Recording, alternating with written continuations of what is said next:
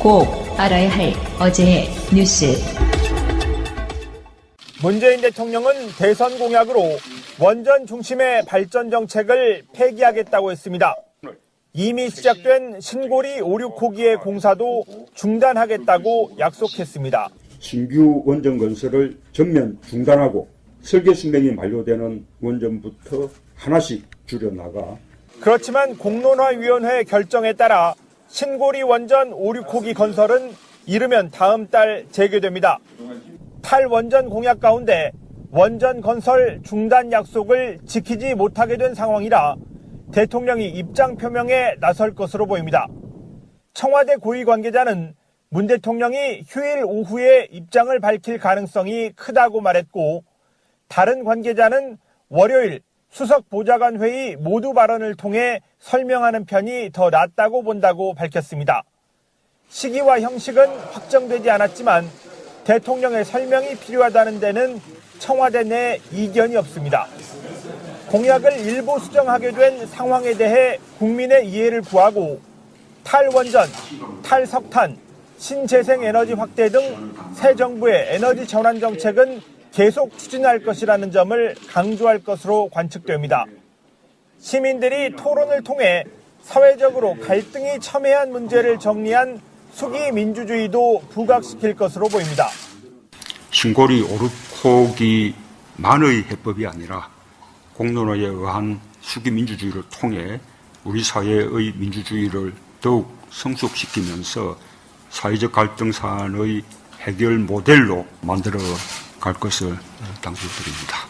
문재인 대통령은 신고리 원전 건설 재개라는 결과 자체보다 자신의 공약을 수정하게 만든 민주주의의 과정과 절차에 더 큰 의미를 부여할 것으로 전망됩니다.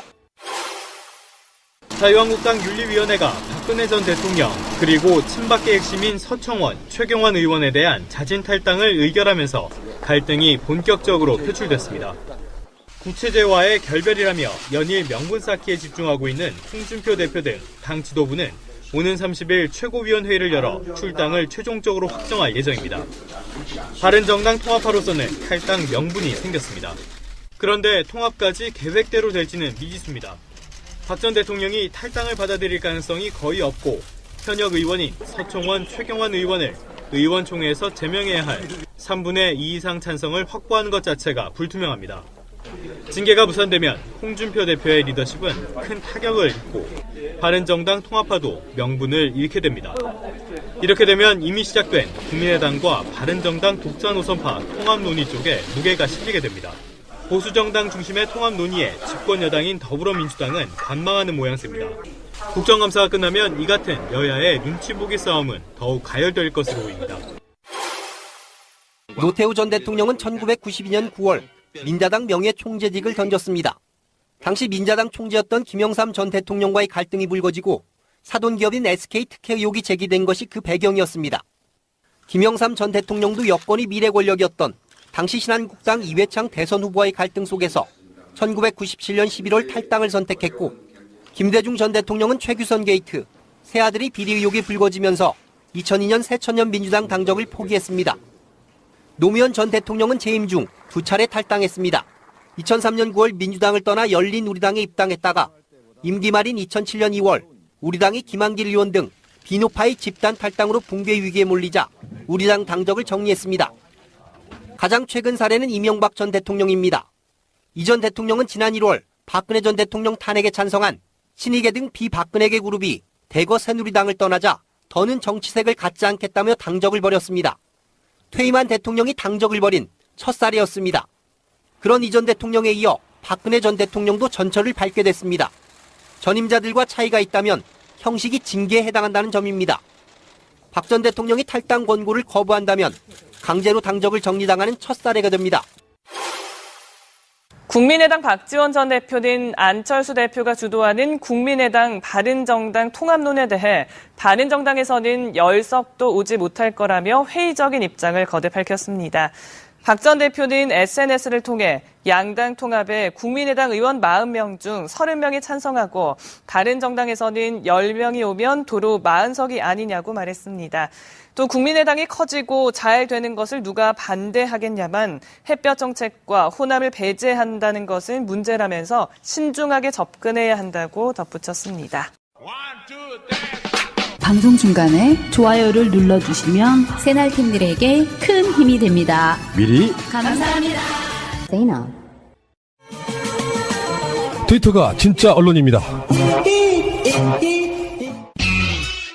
박근혜 청와대는 백남기 선생 관련한 것도 대응 문건이라는 게 있었어요. 잔인하죠. 정말 그러니까 잔인합니다. 제일 잔인했던 게 유적이 안 된다고 했음에도 불구하고 부검해버려요. 그때 가서 왜 그 서울대병원 많은 시민들이 가서 경찰들 못 들어오게 했던 바로 그 상황이 생생합니다. 그런 것들이 사실로 드러났는데 문제는 그 우리 또 많이 다뤘고 당사자이기도 한 분이 바로 제 앞에 앉아 계시고 빨간 오이 그때 그 신비님도 막 국회에 가서 증언하고 막 여러 가지 했었죠. 예, 국회 가서 증언하고 법정에 가서도 증언하고 그다음에 온갖 방송사에 무료로 제공했고 사진을. 그러니까 빨간 오이 음모론이 다름 아닌 청와대에서 나왔다는 거야. 월급이 그만큼 무서운 거예요. 월급이? 예, 돈만 주면 다 그렇게 일을 열심히 한다는 거잖아요. 저는 이 사건은 지금 방향이 너무 그 축소하는 거에 대해서 좀 분노를 저는 금할 길이 없는데 제가 그래도 말씀드리지만 공무원 출신이잖아요. 공무원을 시키지 않으면 움직이지 않습니다. 그걸 복지부동이라고 해요. 예. 내가 집회를 예를 들면 이런 거죠.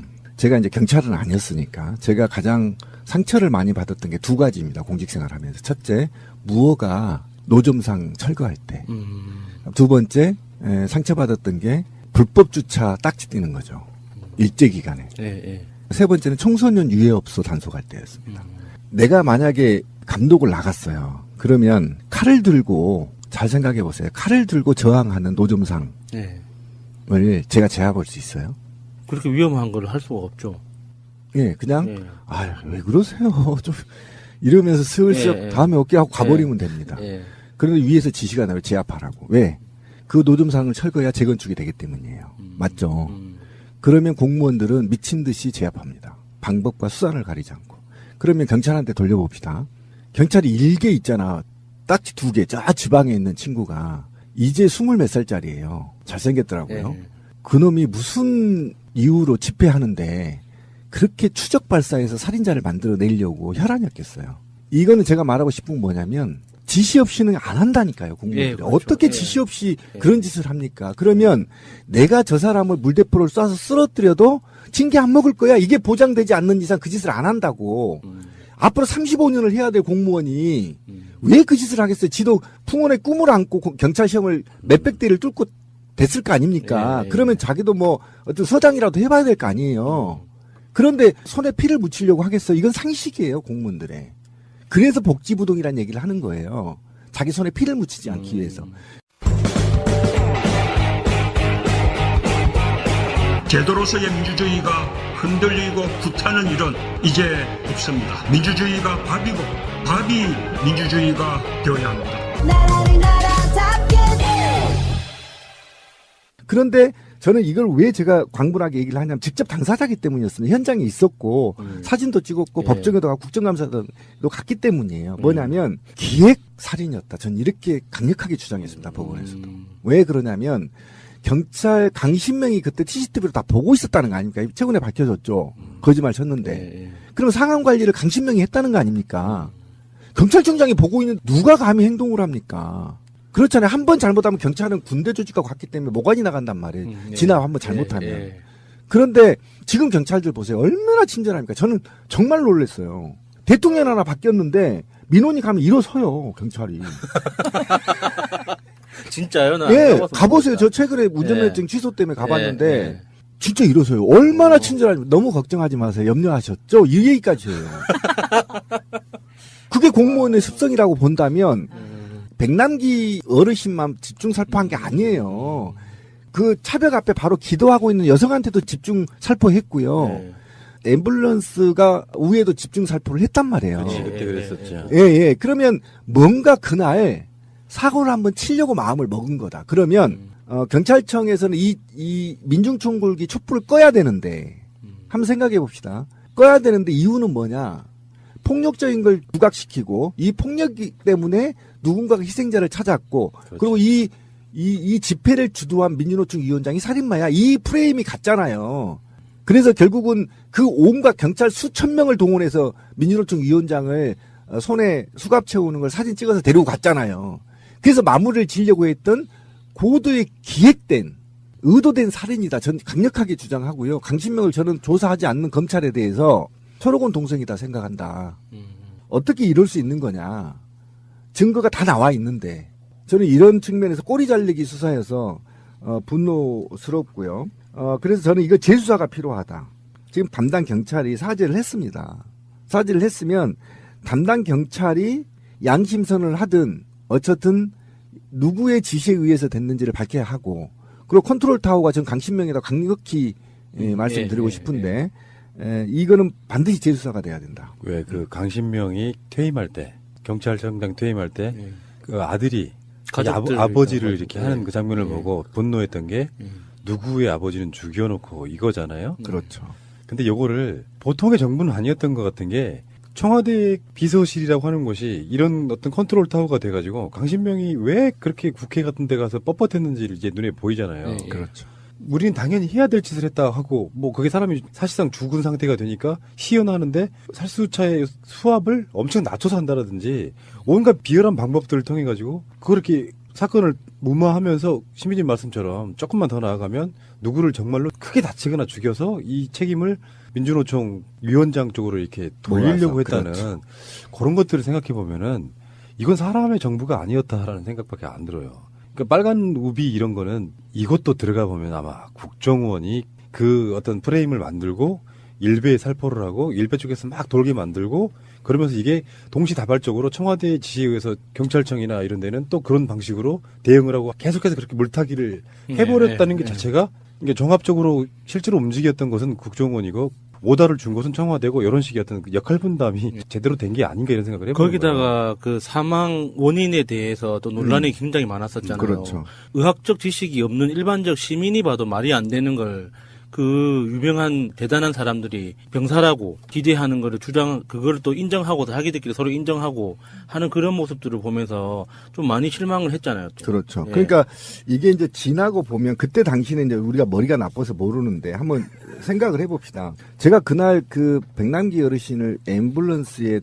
태우고 그다음에 얼굴도 이름도 모르는 사람이 그걸 호송하려고 탔어요. 그래서 내가 끌어내렸어요. 당신 누구야? 예. 끌어내리고 전농 관계자 오세요 해서 손 들어서 전농 대표가 타고 간 걸 제가 보고 그 전화번호를 받았단 말이에요. 그러니까 얘기하면 전 동물적으로 당시 이 시신이 타치될 수도 있었겠다라고 생각했기 때문에 굉장히 긴장된 상태였거든요. 그러니까 그때는 이제 기자의 취재를 포기하고 호송한 상태였기 때문에 근데 그 끌어낸 사람을 내가 찍었어야 돼요. 지금 생각해보면 거의 국정원 가능성이 굉장히 높다.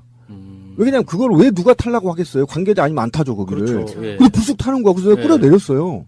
당신 왜 있어? 그리고 거기서 소리를 질렀어요 제가. 그래서 바로 전동 관계자가 와서 타고 갖고 그 전화번호를 받아서 제가 상황 유지를 계속 했던 상황이었거든요. 뭐 소름 돋아. 소름 돋죠? 그런데 봅시다. 지나고 보면 진실이란 정말 숨길 수가 없어요. 보세요. 서울대병원 연결돼 있죠. 원장 뭐 다 연결돼 있는 게 확인됐죠. 그다음에 국정원 확인됐죠. 경찰 확인됐죠. 그다음에 국회 확인됐죠. 이 사건을 덮기 위해서 김진태가 앞장섰죠. 장제원도 앞장섰습니다. 저 공격한 거 보셨죠? 국정감사장에서. 이게 그러면 당이 움직였다는 거잖아요. 그럼 누군가가 오다가 떨어졌을 거 아니에요. 당에. 야 국정감사장에서 니네 방어해. 이 오다 없이 어떻게 국회의원이 이걸 방어합니까? 국정감사장에서. 안 하죠. 그러면 이들이 청와대까지 합쳐서 오다 때린 놈, 그다음에 기획한 놈, 그다음에 상황 유지한 놈, 이게 종합적 컨트롤 타워가 있었다는 거죠. 저는 이게 경찰과 청와대라고 보는 거예요. 한 명 더 추가. 백선아 교수는 지금 뭐 할까요? 그 개새끼 지금 뭐 하지? 진짜? 아니, 잘 근무하고 있지 않아요? 병사라니 이 새끼가 그래가지고 그 서울대병원까지 찾아왔어요. 우리 지금 거기 하고 있었을 때 찾아와서 또 몸싸움하고 한 거잖아요. 이 새끼 지금 뭐 하나 진짜. 정말 비열한 자식들. 네, 그 사람은 아직도 병사라고 우긴다고 하잖아요. 그래야 자기가 살아남기 때문에. 내가 백선아를 엄청 두들겨 패. 그 죽기 전까지 만들어 놓고 이제 병석이 한 1년 좀 눕혀놔봐. 병사죠. 입금된 게 있기 때문에 입장을 바꾸기가 쉽지 않을 아니, 거예요. 그 백선아 교수 논리대로면 중환자실에서 돌아가시는 모든 분들이 병사예요. 그게 어떻게 외인사가 되겠어요? 맞죠. 재밌는 얘기 하나 해볼까요?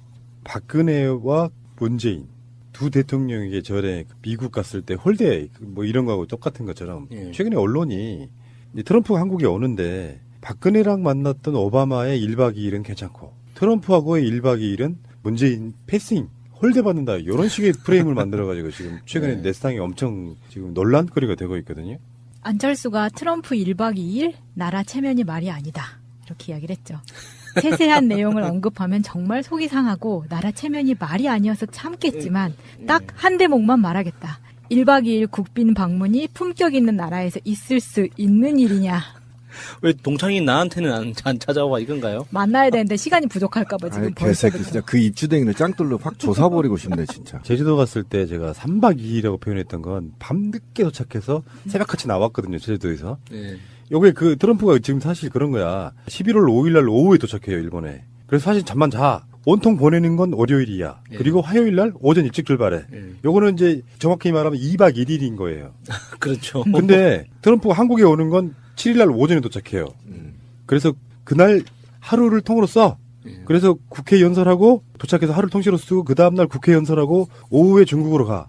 요거를 조금만 더 이렇게 우리가 조금 우리식으로 해석을 하면 이런 경우는 1박 2일. 그러니까 정확한 워킹데이로만 치면 이거 2박 2일이라는 표현이 더 적합하죠. 네. 그러니까 이거는 그렇게 접근을 하는 수도 있는데 저는 제가 아까 우리 안 대표 입주댕이를 짱돌로 조사 부르고 싶다고 충동을 느꼈던 이유는 미국 대통령이 2박 3일이고 3박 4일이 있으면 이 정부가 미국한테 굉장히 대접받고 인정받는 나라인 거고 1박 2일이면 대접을 못 받는 거라는 그 발상 자체가 사대주의에 그렇죠. 기여되어 있는 거의 노예의식에 네, 가까운 노예의식 거예요. 갖고. 그래서 네. 일본은 2박 3일인데 한국은 1박 2일이니까 일본만큼 대접을 못 받았다 이렇게 안철수 뭐 이거잖아요. 쇳내 그 마님 쇳내 집에 하루만 더 묵어주십시오. 그렇죠. 그 막 이런 얘기입니다, 거잖아요. 지금. 네. 이거는 21세기 정치인으로서요 도저히 가질 수 없는 정치적 신념인 거예요. 너무 후져요 진짜. 이게 외신으로 발상 자체가. 나갈까봐 예. 엄청 불안해. 이미 나간 것 같은데요.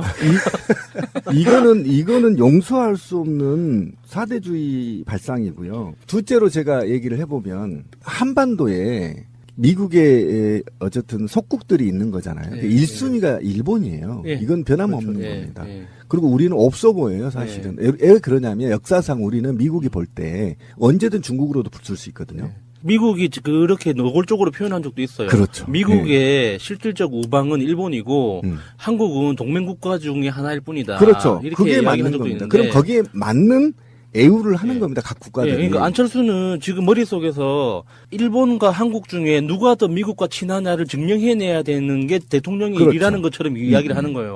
그 얼마나 후져요, 그 사고방식 자체가. 그러니까 굳이 실드를 하나 더 치자면 문재인 대통령은 트럼프가 한국을 떠나는 바로 그 날 예. 출국을 해서 인도네시아로 가요. 그렇죠. 그러니까 이게 일정을 잡을 때 이미 잡혀져 있는 그 일정이란 말이야, 인도네시아는. 예. 문재인 대통령이 딱 오후에 바쁘거든. 트럼프 1박 2일만 있다 가 이렇게 될 수도 있는 거야, 사실상은. 아침 먹고 가 이렇게. 뭐 그런 거지. 나도 바쁘다.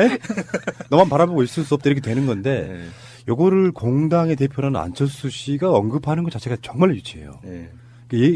얘란 표현 좀. 근데 유치라는 말도 아깝죠. 이거는요. 제가 볼 때는 적어도 이 초등학생들도 알 정도 수준이라고 본다면 이거는 어떤 정치적인 꼼수도 아니고 오로지 머릿속에는 아무 생각도 없는 것 같아, 안철수 씨는. 어떻게 하면 문재인 대통령을 한번 씹어볼까? 깔까? 그건데 안타깝죠. 이번에 오는 한중일 중에서 국회 연설은 우리나라가 유일하다고 하죠. 저는 그것도 좀 불만이 있어요, 사실은. 얘가 국회 가면 격이 국회가 떨어져. 아니 근데 그렇게 뭐 박수로만 세울 것 같으면 이명박 때도 1박 2일이었고 박근혜 때도 1박 2일이었고 2005년 노무현 대통령 때는 부시가 5박을 방한했어요. 그러면 그때는 뭐 파티하고 난리 났었어야죠.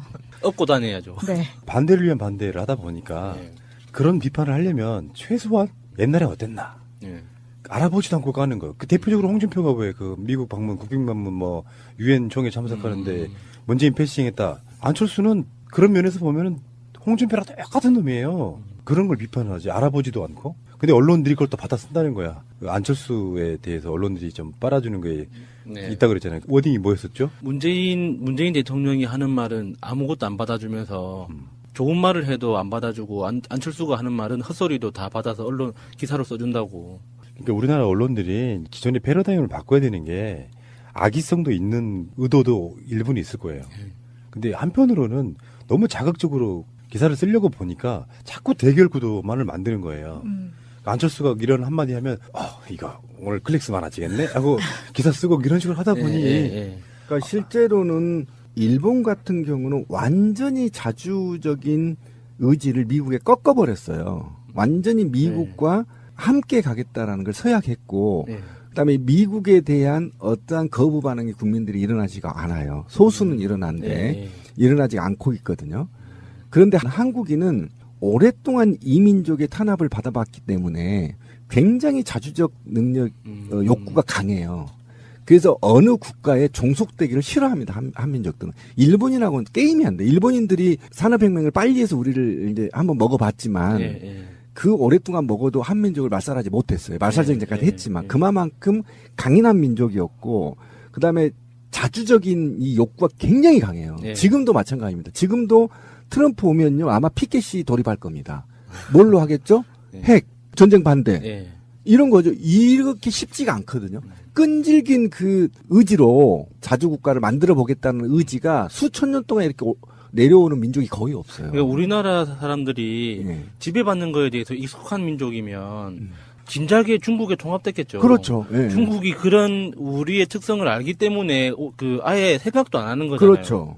근데 미국이라고 하겠어요? 못 합니다. 그래서 일본은 일주일 동안 있어도 좀 부럽지 않습니다. 근데 한국에는 좀 가볍게 좀 갔으면 근데 좋겠고. 저는 트럼프가 우리나라 체류하는 그 1박 2일 동안 잠깐이라도 어떤 트윗을 날릴지가 걱정이에요. 그러니까 저도 국회 연설 직전에 재밌다 진짜. 국회 연설 직전에 저 로켓맨 보고 있나? 뭐 이런 트윗 날려봐요. 끔찍하다 진짜.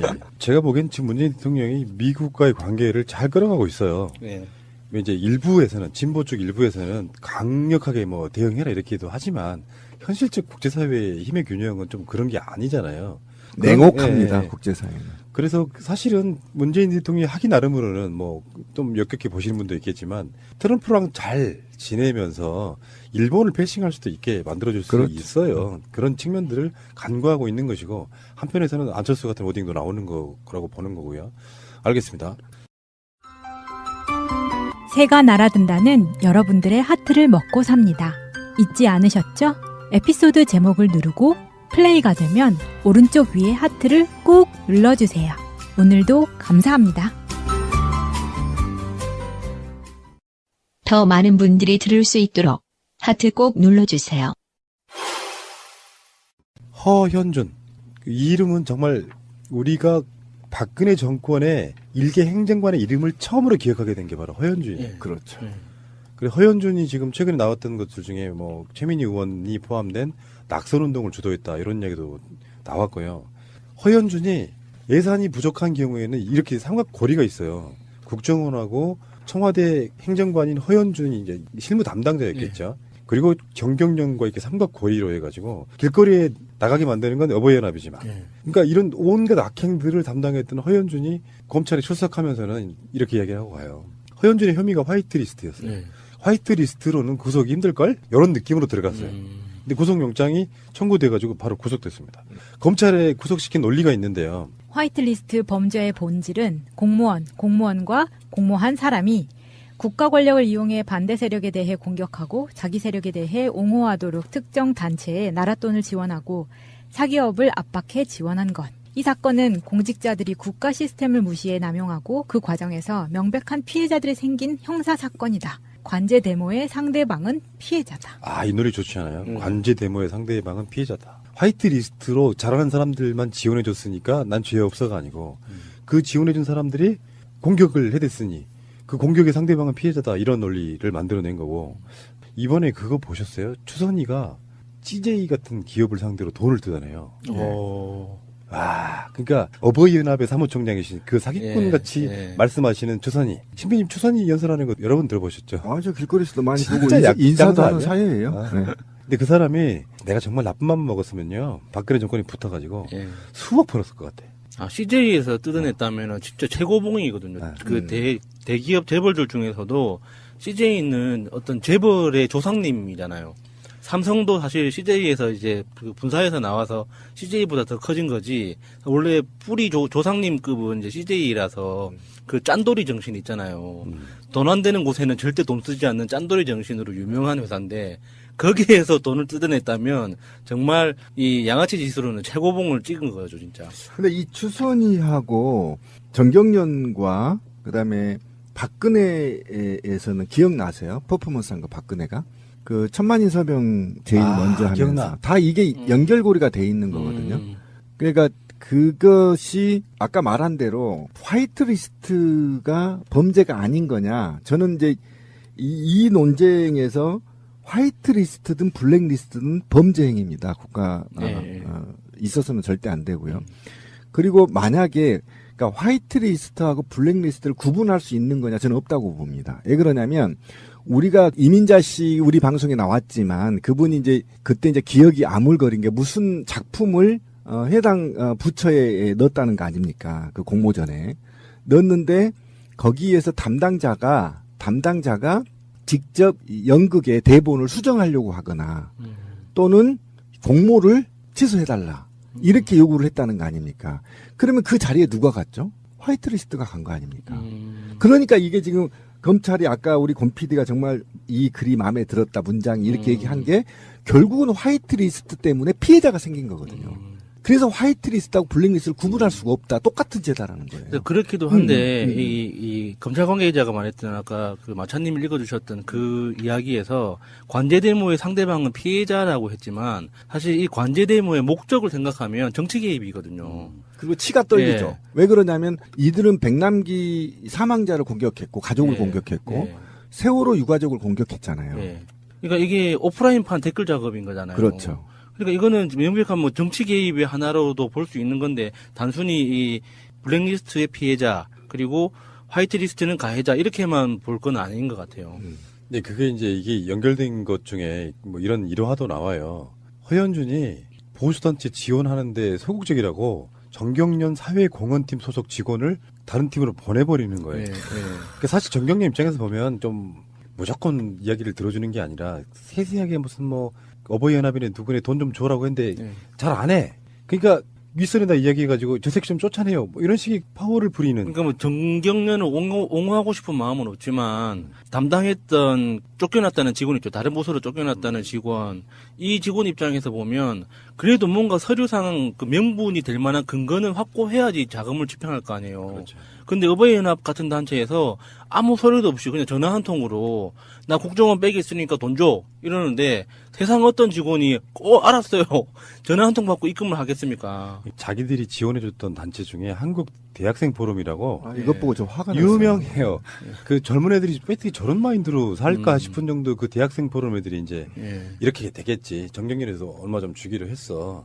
그래서 연결을 시켜줬겠죠. 그렇지. 전화를 해. 근데 이 사람이 안 받아. 귀찮은 거야. 그러니까 이쪽이 꼰질렀지 허현준한테. 전화 안 받던데요. 그러니까 빡이 돌아가지고 윗사람한테 얘기하고 그냥 전부시켜버리는 이런 방식이고. 지금 이게 이걸로 끝나는 게 아니고요.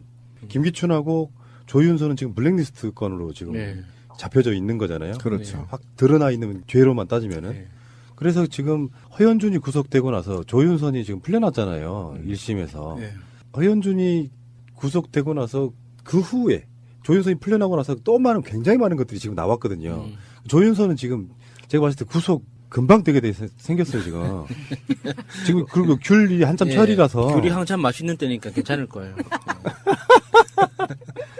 최근에 나왔던 것 중에 조윤선이 모든 정황을 다 알고 있었다는 것까지 다 나왔는데. 다 나왔죠. 증언까지 나왔는데. 조윤선은 지금 활보하고 있는 거 아니에요. 제일 부러운 사람은 누구겠어요? 박근혜 씨 아니야. 윤선이 더 나갔는데. 나오자마자 피부 관리 바로 해가지고. 예뻐졌나요? 네, 아니, 한 절반 정도 돌아왔더라고요. 피부 관리라는 게 개념이 뭐예요, 근데? 뭐 맞고 이러는 거? 바로 관리 들어갔겠죠. 평소에 하다가 한동안 못했는데. 그럼 무너지죠, 얼굴이. 저러겠지. 지금 주사도 아무래도. 많이 맞고 열심히 막 한 것 같아요. 딱 봐도 티가 나던데요. 그게 이제 그 합리적인 의심이죠. 네. 사실 우리가 뭐 이런 방송을 이런 얘기 하면 안 되는데 우리는 팟캐스트니까 뭐 정치인들 중에 뭐 미모 대결하고 나경원하고 막 이런 얘기 했었잖아요. 조윤선. 그런데 민낯을 처음에 검찰에 나올 때 민낯을 보고 사람들이 깜짝 놀랐었잖아요. 그분한테는 그게 굉장히 평생의 트라우마가 될 겁니다. 네, 그럴 거예요. 네. 그러니까 아들이 박근혜나 최순실이나 조윤선이나 이게 운동을 안 해봐서 정말 여바는 거야. 만약에 조윤선이 정말 화장하고 싶으면 구치소에서 화장할 권리를 달라 투쟁하면 되거든요. 그럼 다른 여성 수감자들도 화장할 권리를 얻잖아. 그치? 이뻐질 권리에 대해서 누가 방해하나? 아니, 누가 봐준다고 거기서 화장을 해요. 어쨌든 그 운동을 그런 식으로 하라고. 제발 나한테 좀 그 이영하 변호사 나를 좀 만나 찾아와. 씨발 내가 투쟁하는 방법 가르쳐줄게. 박근혜 인권을 확 올려줘. 확 올려줘 버려.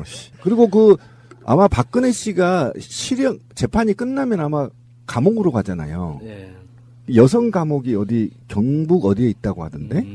어쨌든 그러기 전에는 지금 최 대접을 받고 있는 건데. 심지어 요즘에는 그 이명박이 만들어 놓은 민영화된 감옥도 있더라고. 그렇죠. 소망교도소.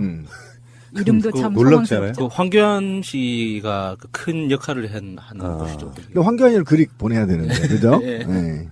저는 참 이상해. 황교안은 지금 왜 구속이 안 될까?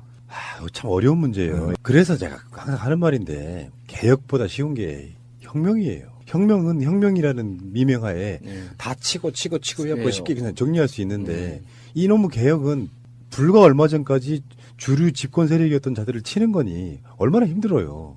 자, 뭐 어쨌건 간에 얘기가 좀 새는데 이 허현준 행정관이 이제 구속되고 그러면서 이제 이게 조윤선과 김기춘의 재판에 영향을 끼칠 거고 그러니까 얼마나 이런 사람들이 부도덕한 짓을 했는지가 지금은 이름도 다 기억이 안 돼, 이제. 예, 맞아요. 그 정도로 심각했다는 생각이 좀 들고요. 또 관련자도 제가 볼 때 마무리되면 한 1000명 수준에 넘지 않을까? 구속자가. 저는 아직 당은 지금 연관성을 지금 수사하지 않고 있잖아요. 근데 당이 저는 깊게 돼 있다고 보거든요. 그렇죠. 이게 연결이 되면 진짜 이제 피바다 되는 거죠. 사실 나중에 최순실 박근혜 게이트가 정리가 되고 나면 백서가 나올 거잖아요. 그럼요. 그 백서의 양이 어느 정도 될지 사실 가늠이 안 됩니다. 알겠습니다. 대한민국 완전한 대한민국 문재인과 손잡고 다시 하나 되는 우리 대한민국. 끊지 마세요. 개표 감시자 멀리 여수의 정병지 목사님 연결되어 있습니다. 나오 계십니까? 예, 안녕하십니까 푸른나무님. 예, 오랜만이십니다. 예. 이야기를 먼저 하나 짚고 넘어갈까요? 이야기를 안 하기가 좀 그래요.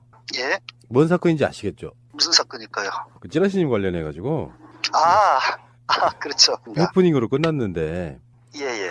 그 당시에 저는 동명이인인가 했어요. 처음에 그 오마이뉴스 기사를 처음에 올리셨어요. 아이고 죄송하게 됐습니다. 제가. 아니요. 전혀 죄송할 문제는 아니고 이제 저는 목사님이 시민 기자로서 이 사건에 대해서 일종의 양심선언으로 봤다는 거 아니에요. 그래서 일종의 칭찬하는 긍정의 의미의 기사였다고 저는 알고 있거든요. 맞습니다. 굉장히 용기 있는 증언이죠, 그거는. 예. 근데 그래서 이제 많은 사람들이 굉장히 서로 간에 좀 의아해했던 부분이 그런 것들이었어요. 이게 우리 송 작가님을 공격하려고 하는 그런 목적이 아니고 뭔가 양심선언으로 생각해서 이렇게 기사로 냈는데 이게 제어가 안 될 때 있잖아요. 일파만파 막 커져가지고. 글쎄 말입니다. 그것 때문에 좀 새날이 어려움을 겪어서 제가 좀 송구스럽습니다. 아니요. 근데 뭐 그런 부분은 아니고 어차피 그런 걸 한번 짚고 넘어가주는 것이 장기적으로 보면 그렇게 나쁠 거라고 생각하지는 않는데 어쨌든 이제 그래서 많은 분들 중에 정병진 목사가 왜 새날을 공격하지 이런 프레임이 된 거였어요 처음에.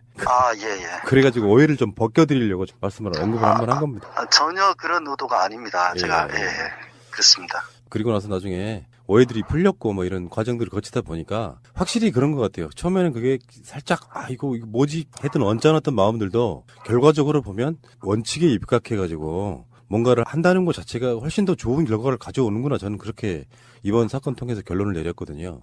예. 아무튼 우리 그 송 작가께서 용기 있는 증언을 해주셨고 또 이제 최근 이제 일련의 상황들이 그때 당시에 우리가 상상한 것보다 더 이상으로 조직적으로 국정원을 비롯한 군사이버 사령부 기무사까지 뭐 총동원 돼가지고 뭐 해킹 부대까지 운영을 했다는 거 아닙니까? 그렇죠. 그래서 예. 그런 사실들이 드러났기 때문에 뭐 이에 대해서 명명백백히 밝혀서 다시는 이런 일이 없자고 하는 일이니까. 그렇죠. 예. 예. 알겠고요. 예. 사실은 해프닝이었어요. 그러니까 제가 처음에 예상했던 대로 선거 사무소의 알바였던 걸로 판명이 났으니까. 맞습니다. 예.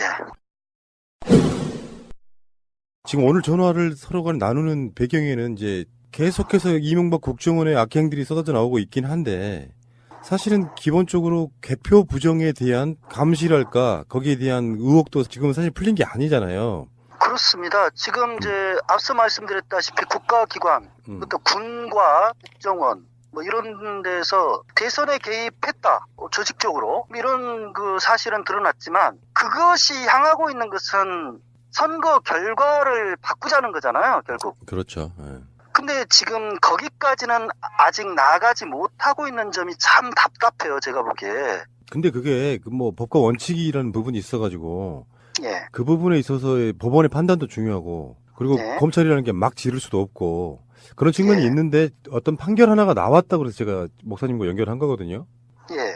어떤 소송 하나 걸어두신 것이 판결이 나온 건데 그 개요를 좀 설명을 해주세요. 이게 이제 18대 대선 관련 소송인데요. 새날 예청자들이 잘 아시다시피 18대 대선이 끝난 뒤에 2013년 1월 4일 날 선거무효 소송을 시민 6천여 명이 제기를 했죠. 예. 근데 그것을 대법원이 양승태 체제가 4년 4개월 쥐고만 있다가 박근혜 탄핵된 이후에 지난 4월 27일 날에 이르러서야 뭐 대통령이 탄핵되어서 이것을 다툴 만한 실익이 없다. 그래서 그걸 각하 처리를 했어요. 예. 근데 이제 선거무효 소송이 한정없이 재판이 안 이루어진 채 질질 끓고 있을 때에 제가 2016년 그러니까 작년 2월이었네요. 개표 부정 사실을 직접 확인할 수 있는 우회로를 뚫은 거죠.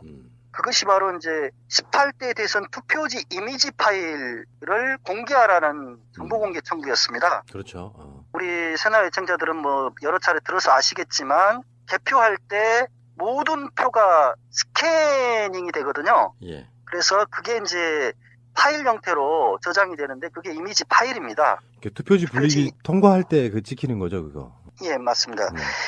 그래서 이제 그 이미지 파일을 USB나 외장하드 형태로 해서 선관위가 보관하고 있었거든요. 예. 그것을 공개해주라. 지금 이제 선거무효 소송 재판이 열려야지 투표함 재검표를 하든지 뭐 이렇게 해보는데 그게 안 되기 때문에 이미지 파일은 뭐 스캔된 파일이기 때문에 간접적으로라도 그것이 공개되면 뭐 투표지가 어떤 식으로 실제로 됐는지 그 미분류표가 어땠는지 개표 결과가 실제로 뭐 홈표가 없이 제대로 정확하게 반영이 된 건지 확인해 볼 수 있겠다라고 하는 차원에서 정보 공개 청구를 했더니 그러니까 그때가 이제 2월 10일이네요. 작년 2월 10일. 예.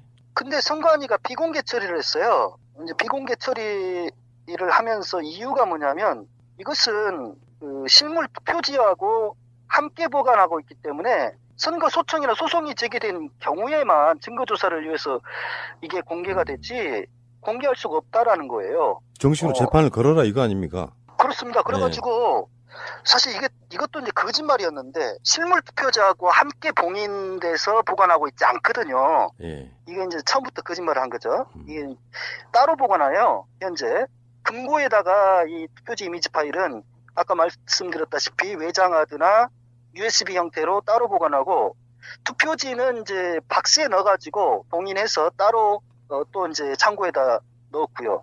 이렇게 그 분리가 돼 있는데 마치 같이 보관하고 있어서 봉인돼 있기 때문에 공개가 불가능한 것처럼 거짓말을 했습니다. 투표용지 막 묶어놓은 거 창고에 보관하고 있는데 USB 하나를 이렇게 딱 같이 봉인했다는 게 좀 그냥 모양만 봐도 그냥 웃기네요. 네, 전혀 그렇지 않거든요. 이제 제가 다 확인한 사실이고요. 예. 그래서 이의 신청을 했더니 이의 신청 회신에서는 좀 더 다른 이야기를 합니다. 예. 뭐라고 하냐면 투표지 이미지는 공직선거법 제184조 184조가 뭐냐면 투표지를 봉인해서 위원장이 봉인해서 따로 보관해라 이런 내용이에요. 그래서 그 투표지 봉인 규정인 184조 규정에 따라서 실물 투표지하고 함께 봉인해서 보관하고 있기 때문에 선거소청이나 소송이 제기된 경우에 의해서만 예외적으로 봉인을 해제하고 공개한다.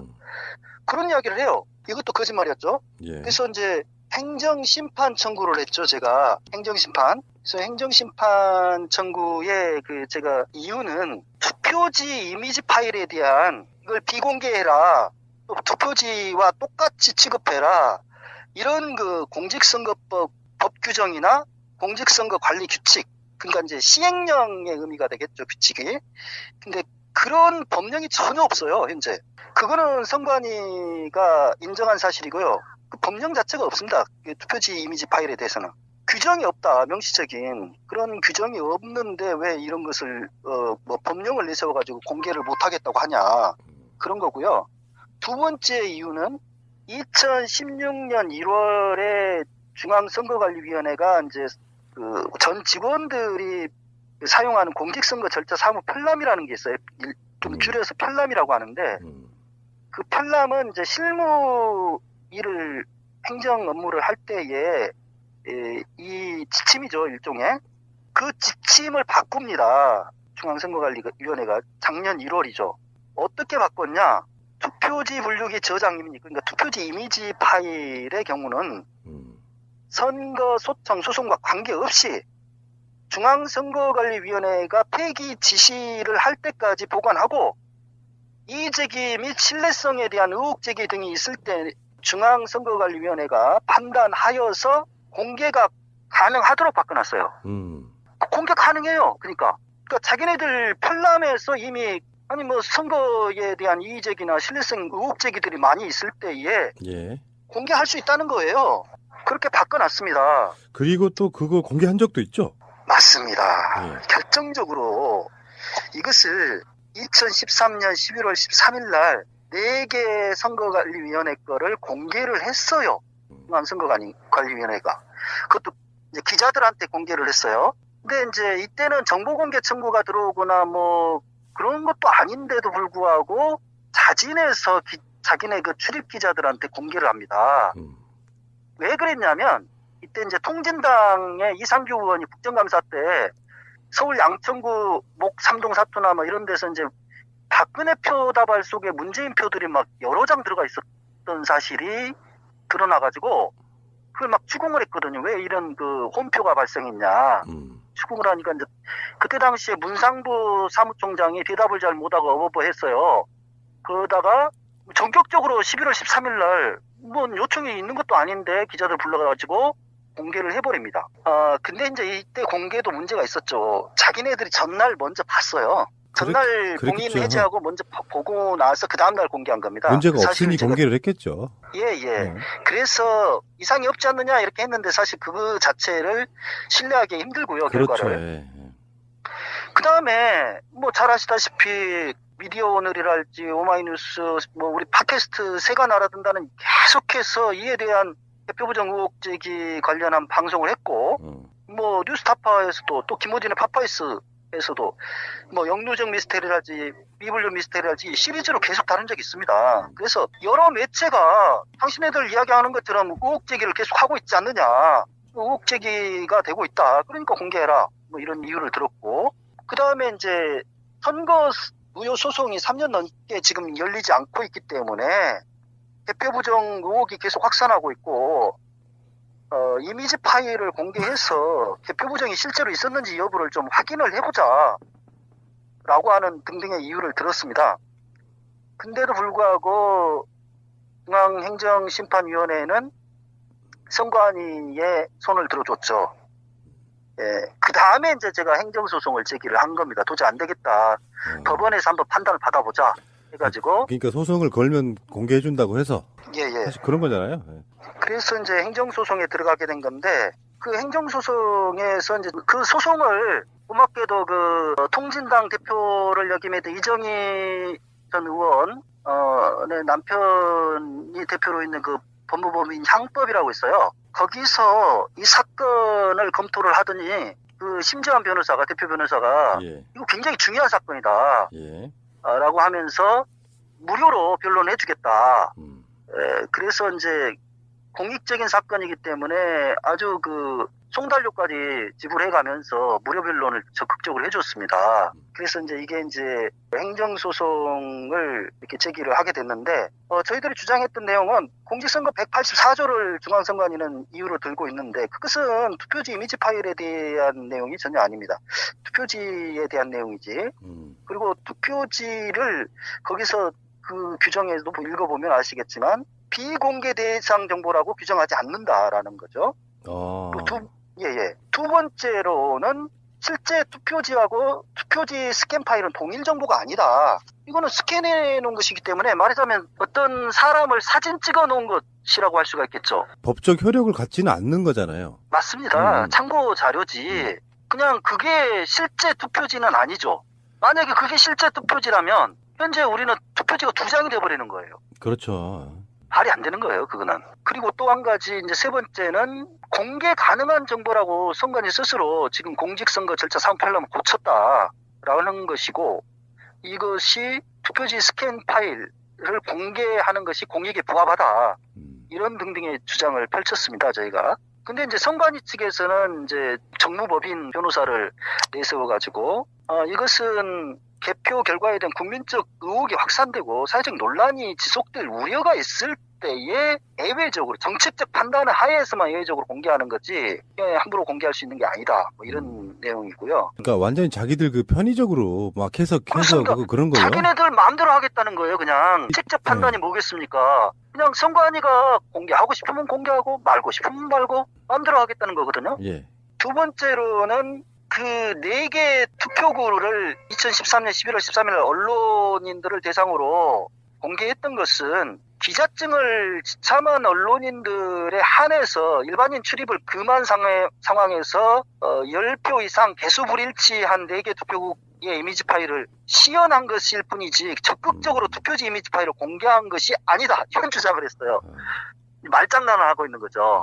기자들이 공개하는 것도 아니었거든요. 그때 당시 그 자리에 참석했던 기자들 가운데서 투표지 이미지 파일에 대해서 아는 기자들이 거의 없었어요. 있는지조차 몰랐던 기자들이 대부분이었습니다. 자기들 실드용으로? 예. 그런 식으로 지금 이야기를 했고요, 주장을. 그 다음에 세 번째로는 투표지 이미지 파일이 공개가 되면은 선거 결과에 승복하지 않는 사람들이 계속해서 근거 없는 개표 부정 의혹이 제기될 때마다 이것을 요구할 것이다. 그래서 선거 질서가 문란화되게 되고 국정혼란이 불가피해진다 이런 주장을 합니다. 아무튼 의혹이 있어되는 것이 아니라 선거 질서가 오히려 문란해진대요. 근데 1심 재판부는 선관위 주장을 그대로 받아들여가지고 184조가 투표지를 포장 봉인할 것을 정한 것은 투표지가 일반에 공개되지 않는 비공개 정보임을 규정한 것으로 보아야 한다 이런 판단을 했고요. 두 번째 정보라고 하는 것은 문서를 비롯해서 이런 그 스캔 파일까지도 다 정보에 해당된다. 그래서 투표지 이미지 스캔 파일은 투표지를 그대로 스캔한 것이기 때문에 규범적인 의미에서 투표지와 동일한 정보로 봐야 된다. 그래서 원고의 청구는 이유가 없으므로 기각한다. 판결을 내렸습니다. 제가 패소를 한 거죠. 예, 목사님. 그러니까 저는 이런 생각이 가끔씩 들 때가 있어요. 선관위 지역위원장들은 판사란 말이에요. 바로 그 점입니다. 그러니까 참 제가 법원하고 선관위하고의 특수관계 여기서 선관위에게 불리한 판결을 내려줄 일 만무하고 비슷한 결이라고 해도 저는 선관위가 헌법기관이잖아요. 그러면 저는 이런 소송들은 헌재로 가야 된다고 생각하거든요. 맞습니다. 지금 아주 그 푸른 남녀 제가 하고 싶었던 핵심적인 내용을 이야기를 하셨어요. 1심, 2심 다 패소했습니다. 제가 현재. 근데 우리가 증거물로 제출한 증거들과 서면과 심지어 증거물로 더 플랜이라는 영화까지 제출했어요. 근데 재판부가 보지도 않습니다.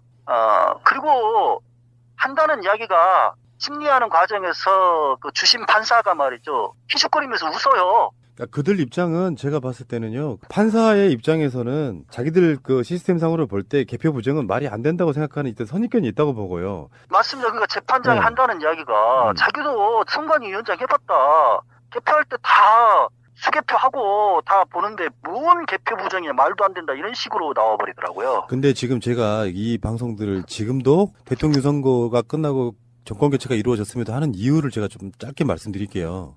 왜냐하면 언제든지 이 제도가 개선되지 않으면 현 정부가 힘을 또 잃게 되면 언제든지 그들 손장난에 의해서 정권이 바뀔 수도 있습니다. 그러니까 맞습니다. 이걸 확실히 해놔야 된다는 거예요. 아무튼 선관위원장이 전국 선관위원장이 다 판사입니다. 그리고 중앙선관위원장도 대법관이고요. 뭐 김용덕 대법관이죠, 현재.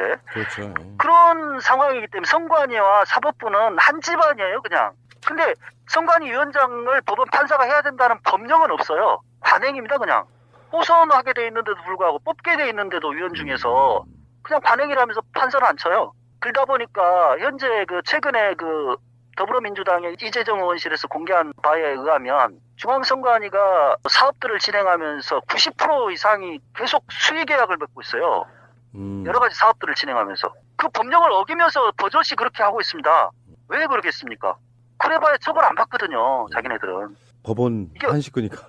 예, 어제 오늘 이야기가 아니에요. 2014년에 이미 전문위원이 그거 지적한 사안이에요. 근데도 계속 그러고 있어요. 지금 제가 소송 제기했을 때도 혹시 공개될 수도 있다. 내가 중앙선관위가 패소할 수도 있다라는 생각이 있었다면 자기 직원을 보내서 참석했겠죠. 근데 한 번도 나와보지도 않더라고요. 당연히 이길 걸로 생각하는 거예요, 그냥. 사족이 될지 모르겠는데 예. 이런 방송 최근에 처음 듣는 분들도 저는 있을 거라고 봐서 한마디만 더 다시 말씀드리자면 예. 지금 최근에 이명박 국정원, 박근혜 국정원의 폐약질들이 어마어마하게 쏟아지고 있잖아요.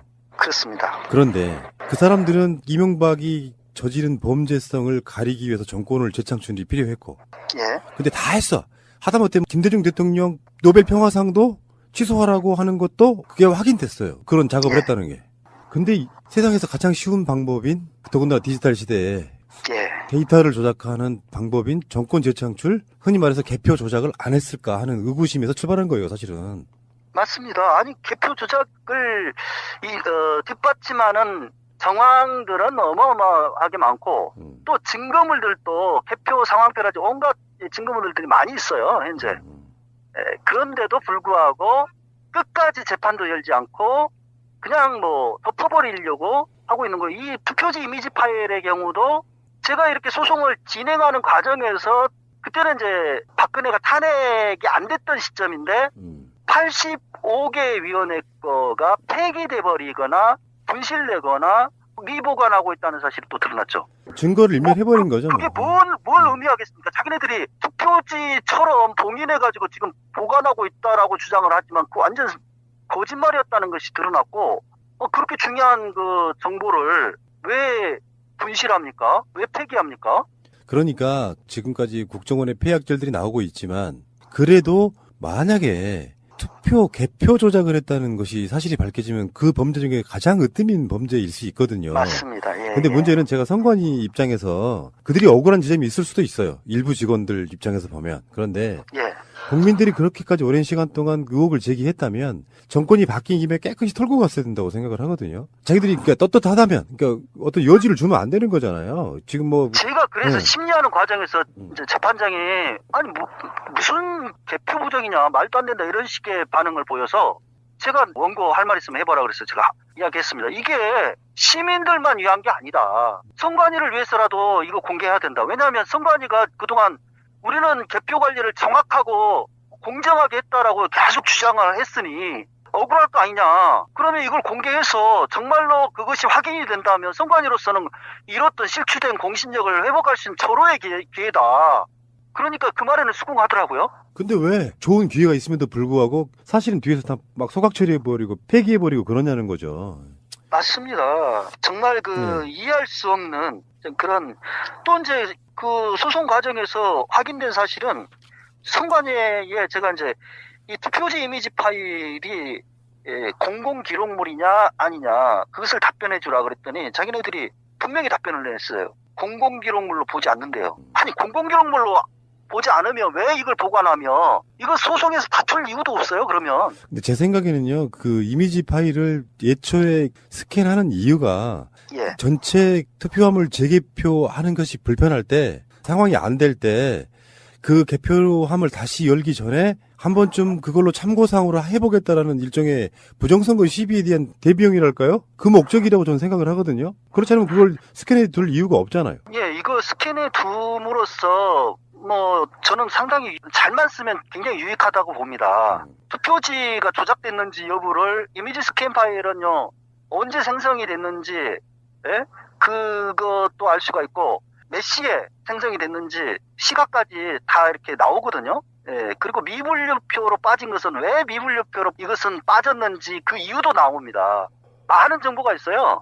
이미지 파일에. 그래서 더 플랜에서 집중적으로 이렇게 다루었던 미분류표 조작 의혹, 그것도 이미지 파일만 공개가 된다면 확인해 볼 수가 있는, 직접적으로. 예. 지금 이제 2심까지 사실상 패소한 거예요. 그렇죠? 맞습니다. 기각이 됐으니까 패소입니다. 그러면 이제 앞으로 남아 있을 수 있는 목사님의 의지에 따라서, 원고의 의지에 따라서 어떤 결정을 할 수가 있습니까? 대법원에다가 이제 항고를 할 수 있는 방법이 마지막에 있는데요.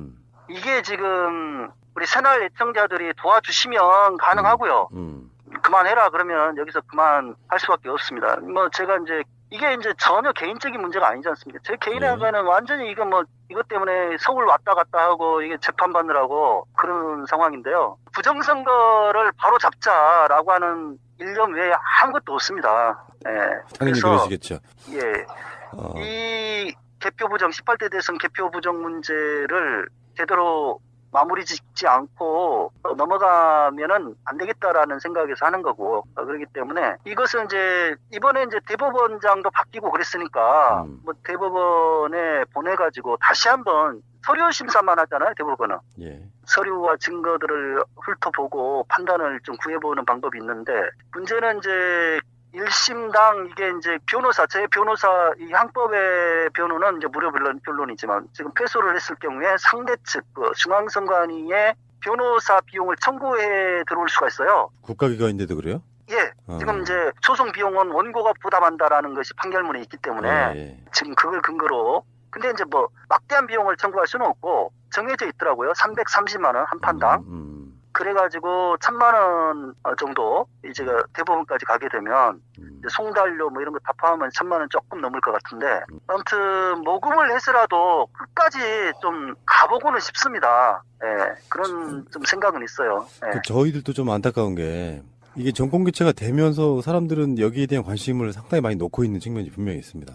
그렇습니다. 근데 이게 일종의 장기 속에 이렇게 있다가 사람 몸이 약해지면 다시 상대방을 아프게 만드는 바이러스 같은 거예요. 제 생각은 그렇게 봤어요. 개표라고 하는 게. 이게 좋은 게 좋은 거니까 정권 바뀌었으니까 가자가 아니라, 다시 말씀드리면 정권의 힘이 약해지면 현재 모든 기득권들이 현재 모든 사법, 입법, 행정을 다 장악하고 있는 게 사실이잖아요. 대통령만 바뀐 거라고. 맞습니다. 이 상황에서 이 개표 부정을 그냥 개표 부정 의혹을 제기했던 사람들이 지고 가는 모양새로 간다는 건 사실 좀 아픈 모습이에요, 이게. 예. 그러니까 이게 이번에는 설마 개표 부정을 저지를 만한 여건 자체가 안 됐기 때문에 이건 문제가 안 돼요. 예를 들어서 이거 증거가 안 된다는 거죠. 문재인 대통령 됐으니까 개표 부정 없잖아, 이게 아니고, 언젠가 이명박은 자기 자신의 죄를 가리기 위해서 박근혜를 대통령으로 꼭 만들어냈을 필요성이 저는 있었다고 보고, 그래서 개표 부정의 여지는 정말 많았었는데 이것마저 드러나면 진짜 개표 부정 세력은 국정원의 폐하하고는 비교도 안 될 만큼 어마어마한 폭발력이 있는 사건이잖아요. 맞습니다. 핵폭탄이에요, 이게. 그러니까 어떻게 보면 이게 사실로 드러난다면 그들은 이 나라 이 땅에서 더 정치를 못할 거라고 저는 보는데, 국민들이 얼만큼 지금 목사님의 호소나 제 말씀을 들어주실지 모르겠는데, 그렇다고 제가 청취자 여러분들의 마음을 다 알아서 청취자 여러분들이 다 모금해 주시니까 알아서 하랍니다 이렇게는 못하는 거라서.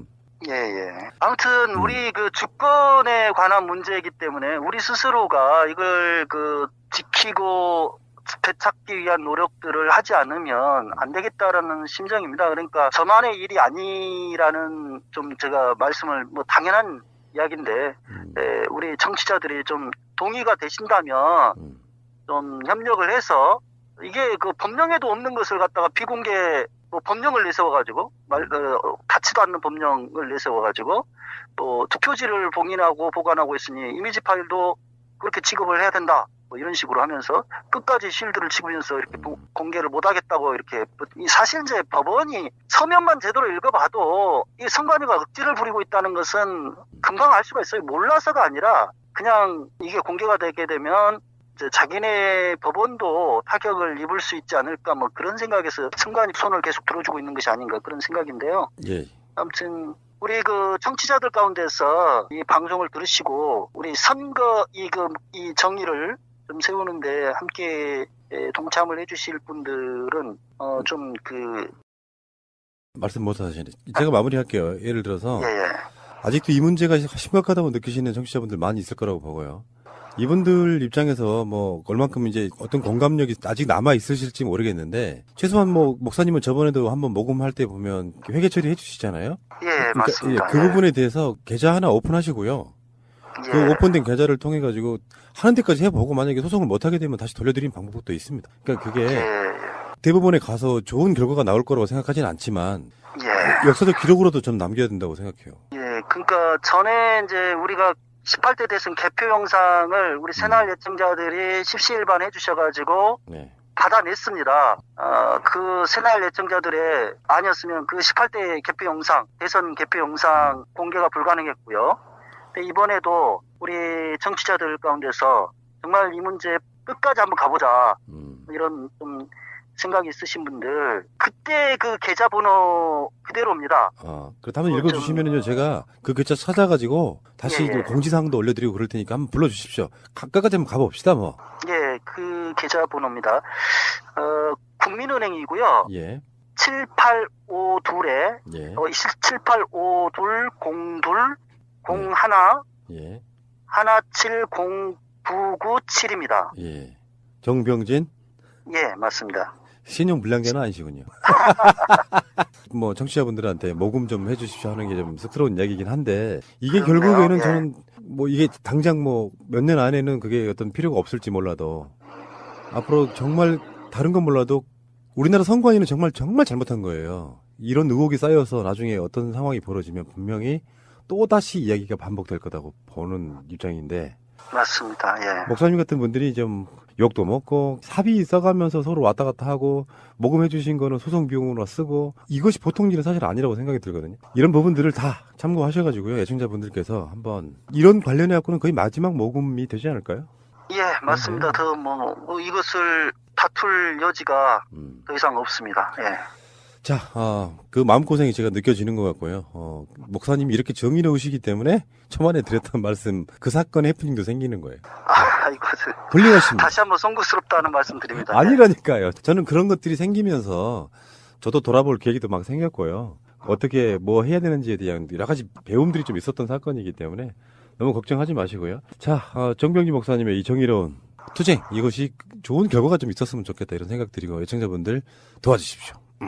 예, 애청자분들의 그 응원에 힘입어서 대법원이 정말 이 굽혀진 판결을 바로 잡는, 그래서 선거 정의를 세우는 그런 판결에까지 이른다면 얼마나 좋을까? 그런 바람을 좀 해봅니다. 예. 알겠습니다. 저 여수의 정병진 목사님과 전화 통화해봤습니다. 계속 수고해 주십시오. 고맙습니다. 예, 고맙습니다. 예.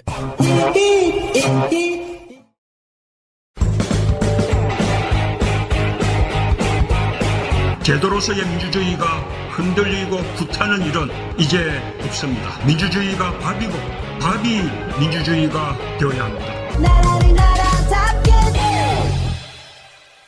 그런데 저는 이걸 왜 제가 광분하게 얘기를 하냐면 직접 당사자기 때문이었습니다. 현장에 있었고 사진도 찍었고 법정에도 가고 국정감사도 갔기 때문이에요. 뭐냐면 기획살인이었다. 저는 이렇게 강력하게 주장했습니다. 법원에서도. 왜 그러냐면 경찰 강신명이 그때 CCTV로 다 보고 있었다는 거 아닙니까? 최근에 밝혀졌죠. 거짓말 쳤는데. 그럼 상황 관리를 강신명이 했다는 거 아닙니까? 경찰청장이 보고 있는 누가 감히 행동을 합니까? 그렇잖아요. 한 번 잘못하면 경찰은 군대 조직과 같기 때문에 모관이 나간단 말이에요. 지나 한번 잘못하면. 그런데 지금 경찰들 보세요. 얼마나 친절합니까? 저는 정말 놀랐어요. 대통령 하나 바뀌었는데 민원이 가면 일어서요. 경찰이. 진짜요? 나 예, 가보세요. 저 최근에 운전면허증 취소 때문에 가봤는데 진짜 일어서요. 얼마나 친절하지. 너무 걱정하지 마세요. 염려하셨죠? 이 얘기까지 해요. 그게 공무원의 습성이라고 본다면 백남기 어르신만 집중 살포한 게 아니에요. 그 차벽 앞에 바로 기도하고 있는 여성한테도 집중 살포했고요. 앰뷸런스가 우회도 집중 살포를 했단 말이에요. 그렇지, 그때 그랬었죠. 예. 그러면 뭔가 그날 사고를 한번 치려고 마음을 먹은 거다. 그러면 경찰청에서는 이 민중총궐기 촛불을 꺼야 되는데 한번 생각해 봅시다. 꺼야 되는데 이유는 뭐냐? 폭력적인 걸 부각시키고 이 폭력 때문에 누군가가 희생자를 찾았고 그렇죠. 그리고 이 집회를 주도한 민주노총 위원장이 살인마야. 이 프레임이 같잖아요. 그래서 결국은 그 온갖 경찰 수천 명을 동원해서 민주노총 위원장을 손에 수갑 채우는 걸 사진 찍어서 데리고 갔잖아요. 그래서 마무리를 지려고 했던 고도의 기획된 의도된 살인이다. 전 강력하게 주장하고요. 강신명을 저는 조사하지 않는 검찰에 대해서 철호군 동성이다 생각한다. 어떻게 이럴 수 있는 거냐. 증거가 다 나와 있는데 저는 이런 측면에서 꼬리 잘리기 수사에서 분노스럽고요. 그래서 저는 이거 재수사가 필요하다. 지금 담당 경찰이 사죄를 했습니다. 사죄를 했으면 담당 경찰이 양심선을 하든 어쨌든 누구의 지시에 의해서 됐는지를 밝혀야 하고 그리고 컨트롤 타워가 전 강신명이라고 강력히 말씀드리고 싶은데 이거는 반드시 재수사가 돼야 된다. 왜 그 강신명이 퇴임할 때 경찰청장 퇴임할 때 그 아들이 아버지를 이렇게 하는 그 장면을 보고 분노했던 게 누구의 아버지는 죽여놓고 이거잖아요. 그렇죠. 근데 요거를 보통의 정부는 아니었던 것 같은 게 청와대 비서실이라고 하는 곳이 이런 어떤 컨트롤 타워가 돼가지고 강신명이 왜 그렇게 국회 같은 데 가서 뻣뻣했는지 이제 눈에 보이잖아요. 그렇죠.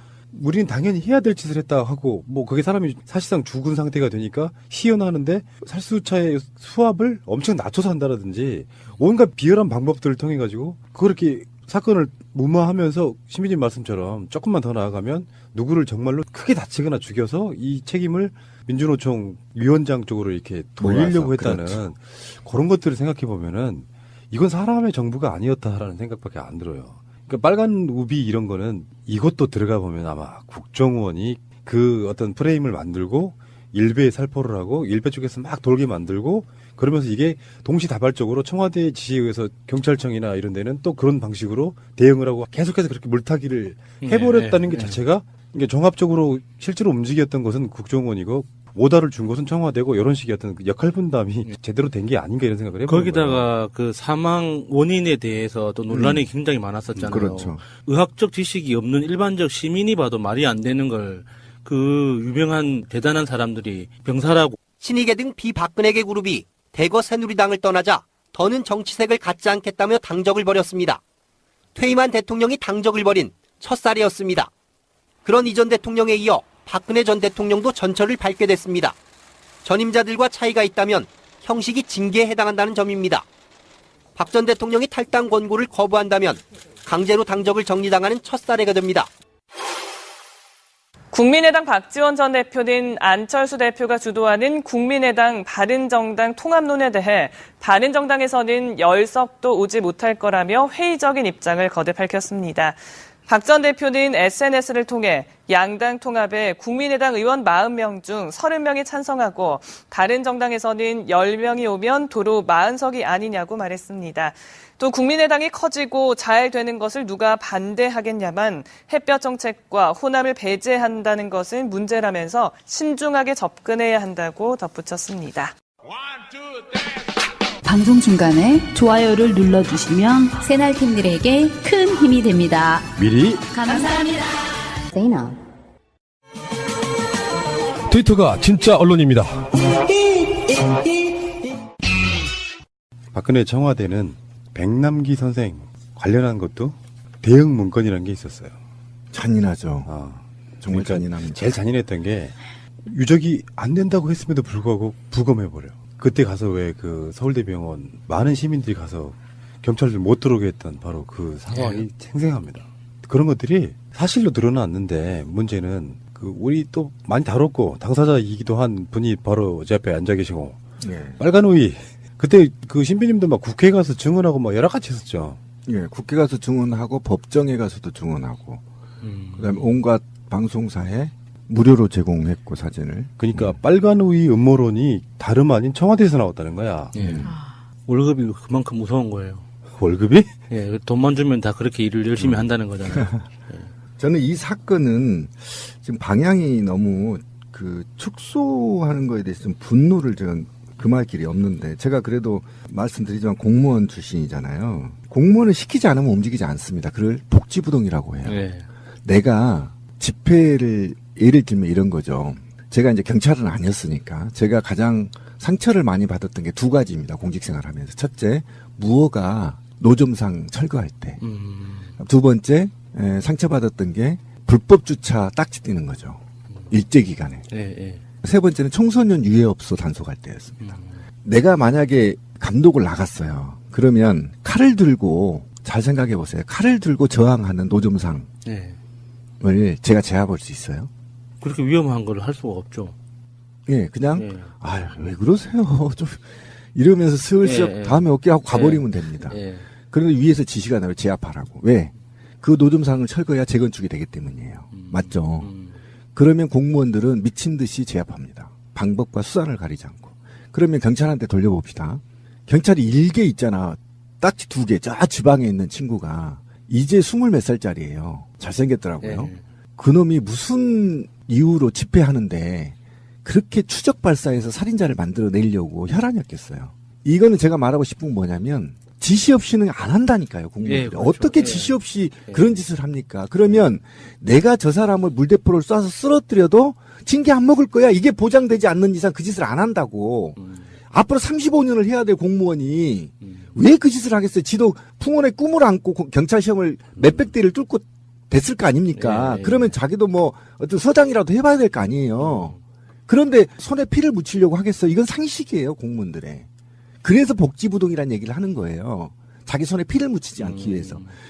기대하는 거를 그거를 또 인정하고 자기들끼리 서로 인정하고 하는 그런 모습들을 보면서 좀 많이 실망을 했잖아요. 또. 그렇죠. 그러니까 이게 이제 지나고 보면 그때 당시는 이제 우리가 머리가 나빠서 모르는데 한번 생각을 해봅시다. 제가 그날 그 백남기 어르신을 앰뷸런스에 태우고 그다음에 얼굴도 이름도 모르는 사람이 그걸 호송하려고 탔어요. 그래서 내가 끌어내렸어요. 당신 누구야?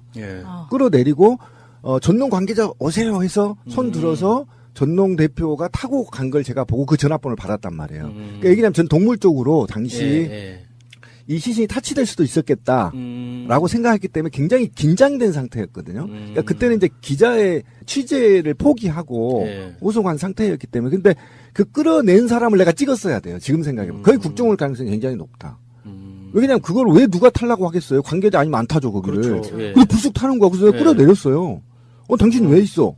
그리고 거기서 소리를 질렀어요, 제가. 그래서 바로 전동 관계자가 와서 타고 갖고 그 전화번호를 받아서 제가 상황 유지를 계속 했던 상황이었거든요. 뭐 소름 돋아. 소름 돋죠? 그런데 봅시다. 지나고 보면 진실이란 정말 숨길 수가 없어요. 보세요.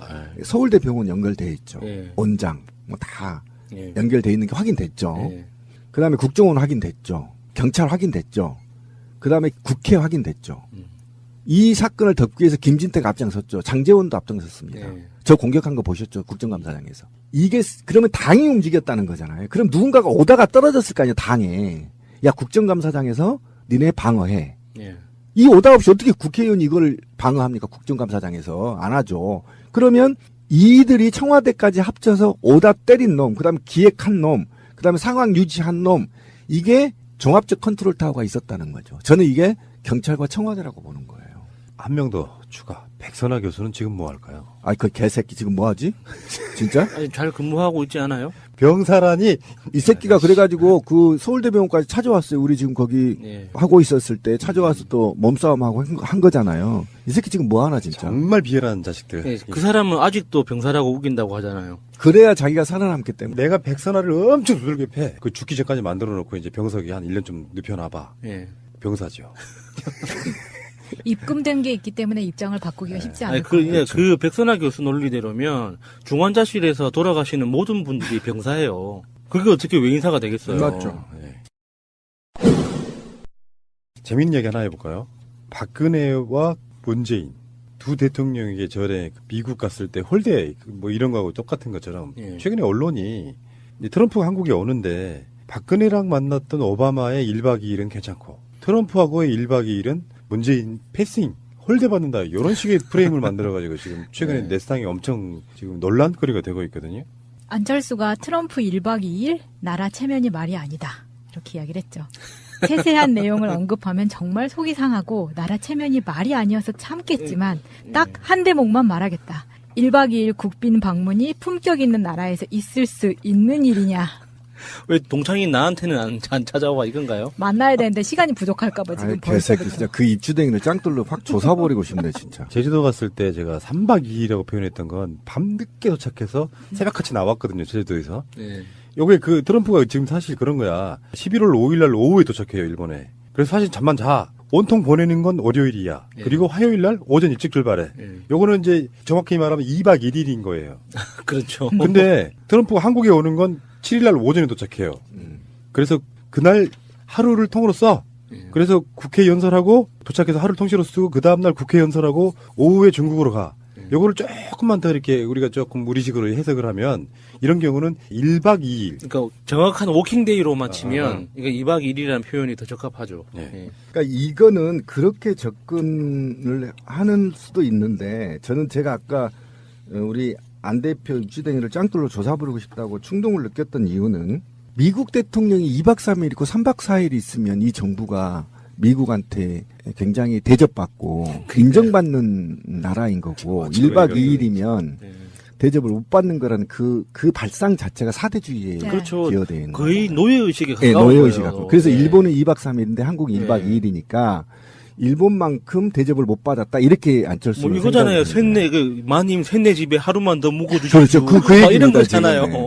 네. 이거는 21세기 정치인으로서요 도저히 가질 수 없는 정치적 신념인 거예요. 너무 후져요 진짜. 이게 외신으로 발상 나갈까봐 자체가. 예. 엄청 불안해. 이미 나간 것 같은데요. 이거는 용서할 수 없는 사대주의 발상이고요. 둘째로 제가 얘기를 해보면 한반도에 미국의 어쨌든 속국들이 있는 거잖아요. 예, 1순위가 일본이에요. 예. 이건 변함없는 그렇죠. 예, 겁니다. 예. 그리고 우리는 없어 보여요, 사실은. 왜 그러냐면 역사상 우리는 미국이 볼 때 언제든 중국으로도 붙을 수 있거든요. 미국이 그렇게 노골적으로 표현한 적도 있어요. 그렇죠. 미국의 실질적 우방은 일본이고 한국은 동맹국가 중에 하나일 뿐이다. 그렇죠. 이렇게 그게 이야기한 맞는 적도 겁니다. 있는데. 그럼 거기에 맞는 애우를 하는 겁니다. 각 국가들이. 예, 그러니까 안철수는 지금 머릿속에서 일본과 한국 중에 누가 더 미국과 친하냐를 증명해내야 되는 게 대통령의 그렇죠. 일이라는 것처럼 이야기를 하는 거예요.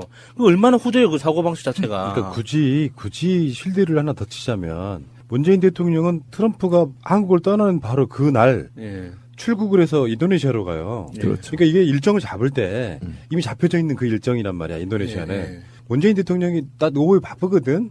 트럼프 1박 2일만 있다 가 이렇게 될 수도 있는 거야, 사실상은. 아침 먹고 가 이렇게. 뭐 그런 거지. 나도 바쁘다. 너만 바라보고 있을 수 없다 이렇게 되는 건데 요거를 공당의 대표라는 안철수 씨가 언급하는 것 자체가 정말 유치해요. 얘란 표현 좀. 근데 유치라는 말도 아깝죠. 이거는요. 제가 볼 때는 적어도 이 초등학생들도 예. 알 정도 수준이라고 본다면 이거는 어떤 정치적인 꼼수도 아니고 오로지 머릿속에는 아무 생각도 없는 것 같아, 안철수 씨는. 어떻게 하면 문재인 대통령을 한번 씹어볼까? 깔까? 네. 그건데 안타깝죠. 이번에 오는 한중일 중에서 국회 연설은 우리나라가 유일하다고 하죠. 저는 그것도 좀 불만이 있어요, 사실은. 얘가 국회 가면 격이 국회가 떨어져. 아니 근데 그렇게 뭐 박수로만 세울 것 같으면 이명박 때도 1박 2일이었고 박근혜 때도 1박 2일이었고 2005년 노무현 대통령 때는 부시가 5박을 방한했어요. 그러면 그때는 뭐 파티하고 난리 났었어야죠. 업고 다녀야죠. 네. 반대를 위한 반대를 하다 보니까 그런 비판을 하려면 최소한 옛날에 어땠나 알아보지도 않고 가는 거예요. 그 대표적으로 홍준표가 왜 그 미국 방문, 국빈 방문, 뭐 유엔 총회 참석하는데 문재인 패싱했다. 안철수는 그런 면에서 보면은 홍준표랑 똑같은 놈이에요. 그런 걸 비판을 하지 알아보지도 않고. 근데 언론들이 그걸 또 받아 쓴다는 거야. 그 안철수에 대해서 언론들이 좀 빨아주는 게 있다 그랬잖아요. 워딩이 뭐였었죠? 문재인 대통령이 하는 말은 아무것도 안 받아주면서 좋은 말을 해도 안 받아주고 안철수가 하는 말은 헛소리도 다 받아서 언론 기사로 써준다고. 그러니까 우리나라 언론들이 기존의 패러다임을 바꿔야 되는 게 악의성도 있는 의도도 일부는 있을 거예요. 근데 한편으로는 너무 자극적으로 기사를 쓰려고 보니까 자꾸 대결 구도만을 만드는 거예요. 안철수가 이런 한마디 하면 이거 오늘 클릭수 많아지겠네 하고 기사 쓰고 이런 식으로 하다 보니 그러니까 실제로는 일본 같은 경우는 완전히 자주적인 의지를 미국에 꺾어버렸어요. 완전히 미국과 함께 가겠다라는 걸 서약했고 그다음에 미국에 대한 어떠한 거부 반응이 꼭 알아야 할 어제의 뉴스. 문재인 대통령은 대선 공약으로 원전 중심의 발전 정책을 폐기하겠다고 했습니다. 이미 시작된 신고리 5, 6호기의 공사도 중단하겠다고 약속했습니다. 신규 원전 건설을 전면 중단하고 설계 수명이 만료되는 원전부터 하나씩 줄여나가. 그렇지만 공론화위원회 결정에 따라 신고리 원전 5, 6호기 건설은 이르면 다음 달 재개됩니다. 8원전 공약 가운데 원전 건설 중단 약속을 지키지 못하게 된 상황이라 대통령이 입장 표명에 나설 것으로 보입니다. 청와대 고위 관계자는 문 대통령이 휴일 오후에 입장을 밝힐 가능성이 크다고 말했고, 다른 관계자는 월요일 수석 보좌관 회의 모두 발언을 통해 설명하는 편이 더 낫다고 본다고 밝혔습니다. 시기와 형식은 확정되지 않았지만 대통령의 설명이 필요하다는 데는 청와대 내 이견이 없습니다. 공약을 일부 수정하게 된 상황에 대해 국민의 이해를 구하고 탈원전, 탈석탄, 신재생에너지 확대 등 새 정부의 에너지 전환 정책은 계속 추진할 것이라는 점을 강조할 것으로 관측됩니다. 시민들이 토론을 통해 사회적으로 갈등이 첨예한 문제를 정리한 수기 민주주의도 부각시킬 것으로 보입니다. 신고리 5, 6호기만의 해법이 아니라 공론화에 의한 수기 민주주의를 통해 우리 사회의 민주주의를 더욱 성숙시키면서 사회적 갈등 사안의 해결 모델로 만들어 갈 것을 당부드립니다. 문재인 대통령은 신고리 원전 건설 재개라는 결과 자체보다 자신의 공약을 수정하게 만든 민주주의의 과정과 절차에 더 큰 의미를 부여할 것으로 전망됩니다. 자유한국당 윤리위원회가 박근혜 전 대통령 그리고 친박계 핵심인 서청원, 최경환 의원에 대한 자진 탈당을 의결하면서 갈등이 본격적으로 표출됐습니다. 구체제와의 결별이라며 연일 명분 쌓기에 집중하고 있는 홍준표 대표 등 당 지도부는 오는 30일 최고위원회의를 열어 출당을 최종적으로 확정할 예정입니다. 바른정당 통합파로서는 탈당 명분이 생겼습니다. 그런데 통합까지 계획대로 될지는 미지수입니다. 박 전 대통령이 탈당을 받아들일 가능성이 거의 없고 현역 의원인 서청원, 최경환 의원을 의원총회에서 제명해야 할 3분의 2 이상 찬성을 확보하는 것 자체가 불투명합니다. 징계가 무산되면 홍준표 대표의 리더십은 큰 타격을 입고 바른정당 통합파도 명분을 잃게 됩니다. 이렇게 되면 이미 시작된 국민의당과 바른정당 독자 노선파 통합 논의 쪽에 무게가 실리게 됩니다. 보수정당 중심의 통합 논의에 집권여당인 더불어민주당은 관망하는 모양새입니다. 국정감사가 끝나면 이 같은 여야의 눈치보기 싸움은 더욱 가열될 것으로 보입니다. 노태우 전 대통령은 1992년 9월 민자당 명예총재직을 던졌습니다. 당시 민자당 총재였던 김영삼 전 대통령과의 갈등이 불거지고 사돈기업인 SK 특혜 의혹이 제기된 것이 그 배경이었습니다. 김영삼 전 대통령도 여권이 미래 권력이었던 당시 신한국당 이회창 대선 후보와의 갈등 속에서 1997년 11월 탈당을 선택했고, 김대중 전 대통령은 최규선 게이트, 새아들이 비리 의혹이 불거지면서 2002년 새천년 민주당 당적을 포기했습니다. 노무현 전 대통령은 재임 중 2차례 탈당했습니다. 2003년 9월 민주당을 떠나 열린우리당에 입당했다가 임기 말인 2007년 2월 우리당이 김한길 의원 등 비노파의 집단 탈당으로 붕괴 위기에 몰리자 우리당 당적을 정리했습니다. 가장 최근 사례는 이명박 전 대통령입니다. 이 전 대통령은 지난 1월 박근혜 전 대통령 탄핵에 찬성한